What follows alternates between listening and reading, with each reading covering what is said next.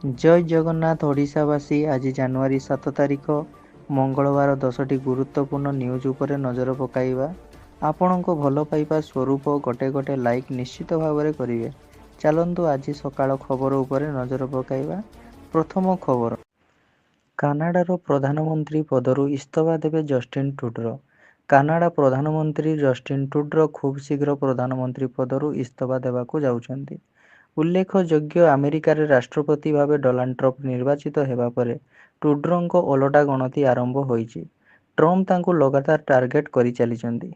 Elon Musk Trump ଜିତୁ ଜିତୁ ଏକଥା କହିଦେଇଥିଲେ ଯେ ଏବେ ଟ୍ରମ୍ପଙ୍କ ଖରାପ ବେଳା ଆସିଲା ବୋଲି।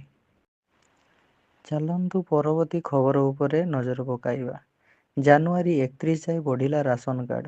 ଇ-କେୱାଇସି ଅପଡେଟ୍ ଅବଧି। ଅବଶିଷ୍ଟ ହିତାଧିକାରୀ କରିବେ ଇ-କେୱାଇସି ଅପଡେଟ୍।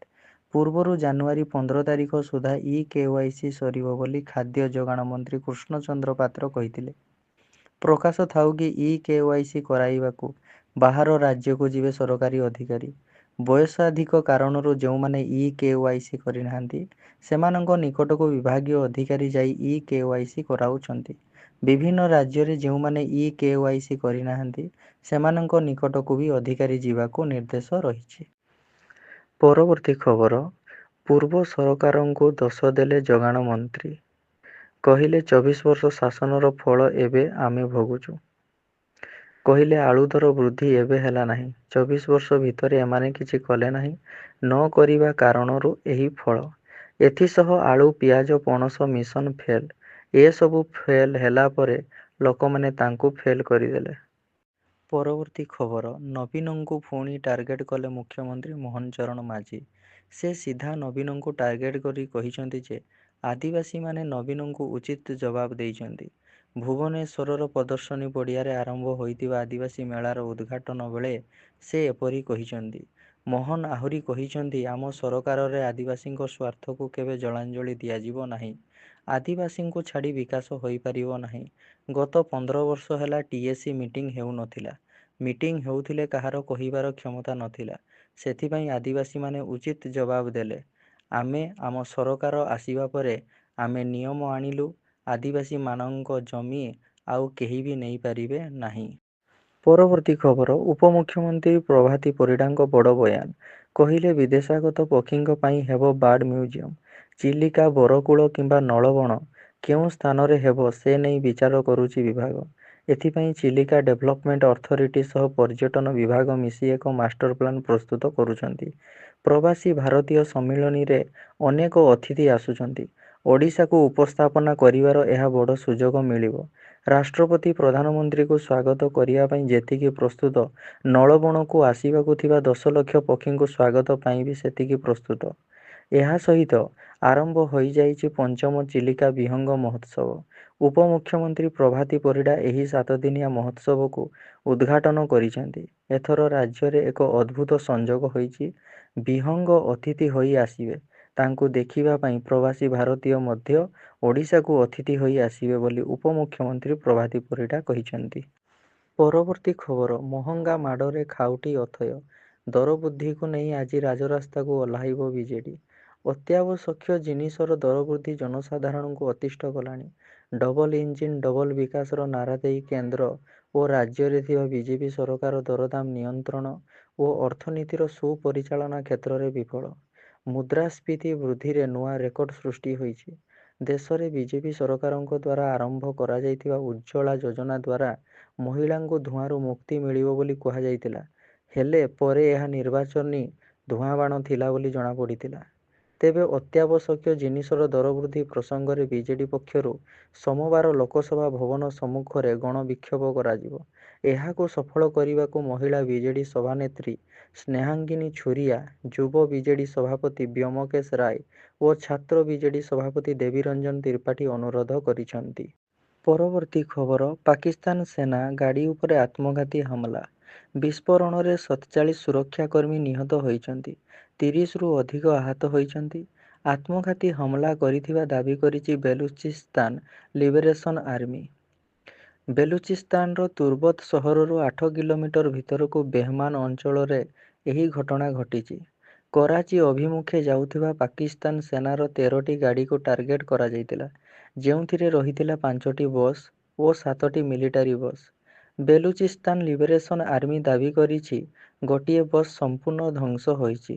କିଛି ଆଂଶିକ କ୍ଷତିଗ୍ରସ୍ତ ହୋଇଥିବା ବେଳେ ଗୋଟିଏ ମିଲିଟାରୀ ଗାଡ଼ି ଧୂଳିସାତ୍ ହୋଇଥିବା କହିଛି ବେଲୁଚିସ୍ତାନ ଲିବରେସନ ଆର୍ମି। ତେବେ ଏନେଇ ପାକିସ୍ତାନ ପକ୍ଷରୁ କୌଣସି ପ୍ରତିକ୍ରିୟା ଦିଆଯାଇ ନାହିଁ। ପରବର୍ତ୍ତୀ ଖବର ଛତିଶଗଡ଼ରେ ସୁରକ୍ଷାକର୍ମୀଙ୍କ ଗାଡ଼ି ଉପରକୁ ଆଇଇଡି ବିସ୍ଫୋରଣ, 9 ଯବାନ ଶହୀଦ, ଅନେକ ଗୁରୁତର। ମାଓ ପ୍ରଭାବିତ ଅଞ୍ଚଳ ବିଜାପୁରରେ ବଡ଼ ମାଓ ହମଲା ହୋଇଛି। ମାଓବାଦୀମାନେ ଆଇଇଡି ବ୍ଲାଷ୍ଟ କରି ସୁରକ୍ଷାକର୍ମୀଙ୍କ ଗାଡ଼ିକୁ ଉଡ଼ାଇ ଦେଇଛନ୍ତି। ଘଟଣାରେ ଚାଳକ ଓ 8 ଡିଆଇଜି ଯବାନ ଶହୀଦ ହୋଇଛନ୍ତି। ବିଜାପୁରର କୁଟରୁମାର୍ଗର ବେଦ୍ରେରେ ମାଓବାଦୀମାନେ ଏହି ଘଟଣା ଘଟାଇଛନ୍ତି। ଶହୀଦ ଯବାନମାନେ ଏହି ଅପରେସନକୁ ସଫଳ କରି ଫେରୁଥିଲେ, ଯେଉଁଥିରେ 5 ଜଣ ମାଓବାଦୀଙ୍କୁ ନିପାତ କରାଯାଇଛି।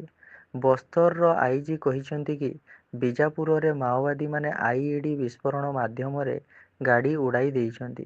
ଏଥିରେ 8 ଡିଆଇଜି ଯବାନ ଓ ଜଣେ ଡ୍ରାଇଭରଙ୍କ ସମେତ 9 ଜଣ ଲୋକଙ୍କ ମୃତ୍ୟୁ ହୋଇଛି। ସେ ଦାନ୍ତେୱାଡା, ନାରାୟଣପୁର ଓ ବିଜାପୁରର ମିଳିତ ଅଭିଯାନରୁ ଫେରୁଥିଲେ। କୁହାଯାଉଛି କି ଗାଡ଼ିରେ ବିସ୍ଫୋରଣ ପରେ ମାଓବାଦୀମାନେ ଫାୟାରିଂ ମଧ୍ୟ ଆରମ୍ଭ କରି ଦେଇଛନ୍ତି। ଘଟଣାସ୍ଥଳରେ ଏବେ ବି ମୁହାଁମୁହିଁ ଫାୟାରିଂ ଚାଲିଛି।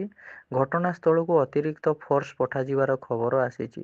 ଦୀର୍ଘ ଦିନ ପରେ ମାଓବାଦୀମାନେ ଛତିଶଗଡ଼ରେ ଏହିପରି ବଡ଼ ଘଟଣା ଘଟାଇଛନ୍ତି। ପରବର୍ତ୍ତୀ ଖବର ସମ୍ବଲପୁରର 2 ବରିଷ୍ଠ ବିଜେପି ନେତାଙ୍କୁ ହାଇୱା ଗାଡ଼ି ମୋଡ଼େଇ ହତ୍ୟା ଘଟଣାର ଏବେ ଚାଲିଛି ତଦନ୍ତ। କିଏ ଏବଂ କାହିଁକି ହତ୍ୟାକାଣ୍ଡ ଭିଆଇଛି ତାକୁ ନେଇ ଖୋଳତାଡ଼ କରୁଛି ପୋଲିସ। ହାଇୱା ସଂସ୍ଥାର କର୍ମଚାରୀଙ୍କୁ ପଚରାଉଚରା କରାଯାଉଥିବା ବେଳେ ଉକ୍ତ ହାଇୱା ଡ୍ରାଇଭରକୁ ଗିରଫ କରିଛି ପୋଲିସ। ଏଥିସହିତ ଡ୍ରାଇଭର ଜାଣିଶୁଣି ହତ୍ୟା କରିଥିବା କହିଛନ୍ତି ଏସ୍ପି। ଏହାରି ଭିତରେ ଏହି ପୂରା ଘଟଣାକୁ ନେଇ ଚାଞ୍ଚଲ୍ୟକର ବୟାନ ଦେଇଛନ୍ତି ସମ୍ବଲପୁର ବିଧାୟକ ଜୟ ନାରାୟଣ ମିଶ୍ର। ଜୟ ନାରାୟଣ କହିଛନ୍ତି, ସୁପାରି ନେଇ ଡ୍ରାଇଭର ଏଭଳି କାଣ୍ଡ ଭିଆଇଛି। ସିସିଟିଭି ଫୁଟେଜରୁ ସ୍ପଷ୍ଟ ଜଣାପଡ଼ୁଛି ଡ୍ରାଇଭର ଜାଣିଶୁଣି ଗାଡ଼ି ଚଢ଼େଇଛି। ଏଥିସହିତ ଜୟ ନାରାୟଣ ଏହା ବି ଦାବି କରିଛନ୍ତି ଯେ ଉକ୍ତ ଡ୍ରାଇଭର ଅନ୍ୟ କାହାକୁ ମାରିବା ପାଇଁ ସୁପାରି ନେଇଥିଲା, ହେଲେ ଭୁଲବଶତଃ ବିଜେପି ନେତାଙ୍କୁ ମାରିଛି। କାହାକୁ ମାରିବା ପାଇଁ ସୁପାରି ନେଇଥିଲା, କିଏ ସୁପାରି ଦେଇଥିଲା, ତାହା ପୋଲିସ ତଦନ୍ତ ପରେ ଜଣାପଡ଼ିବ। ତେବେ କହି ରଖୁଛୁ, ଗତ 3 ତାରିଖରେ ରେଙ୍ଗାଲିର ପୂର୍ବତନ ବିଧାୟକ ନାଉରୀ ନାୟକଙ୍କ ସହ 5 ଜଣ ବିଜେପି ନେତା ଭୁବନେଶ୍ୱର ଆସିଥିଲେ। ଭୁବନେଶ୍ୱରରେ ମୁଖ୍ୟମନ୍ତ୍ରୀ ଏବଂ ଯୋଗାଣ ମନ୍ତ୍ରୀଙ୍କୁ ଭେଟି ଫେରିବା ବାଟରେ କାରଟି ଜାତୀୟ ରାଜପଥରେ ଯାଉଥିବା ବେଳେ ଏକ ହାଇୱା ପଛପଟୁ କାରକୁ ଧକ୍କା ଦେଇଥିଲା, ଯେଉଁଥିରେ 4 ଜଣ ବିଜେପି ନେତା ବସିଥିଲେ। ପ୍ରଥମେ ବିଜେପି ନେତା ଭାବିଲେ ଏହା ଭୁଲବଶତଃ ହୋଇଥିବ, ହେଲେ ପରେ ପୁଣି ହାଇୱାଟି ତାଙ୍କୁ ପଛରୁ ଧକ୍କା ଦେଇଥିଲା।